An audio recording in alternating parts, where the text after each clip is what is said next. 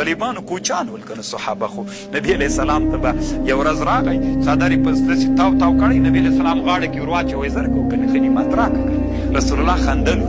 که د سړي بد اخلاقي نعوذ بالله کړي وای طالبانو ورونو انسانان تر ټولېدل ټول یو به ورته راغی وي ما ته اجازه وکړه استثنا وکړو انسانان ول کنه کوچان ول نادر خلک ول قسم خلک به ورته راغلل خو نبی علیہ السلام الله وی ما یو نعمت در باندې کړی چې ته ډېر نرم ویلې فاعفو عنهم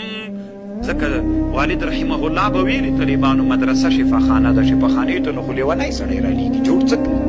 چې جوړ وي نو هغه خو مریض نه د هغه تداوي ته ضرورت نه لري دلته به داسې انسانان راولي خلکو ته به یې ویلي چې تاسې به طالب نه ګیله نه کوئ چې ولې داسې وکړل اوس طالبانو ورونو زه چې دا څو ورځې مخکې وتله به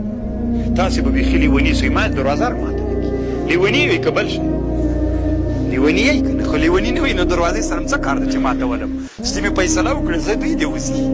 لیوني یې که نه دا څه زور به مو وهم یار اوس لکه سې راماته کړه خلک به څه وایي چې دروازه یې د جومات ماته کړه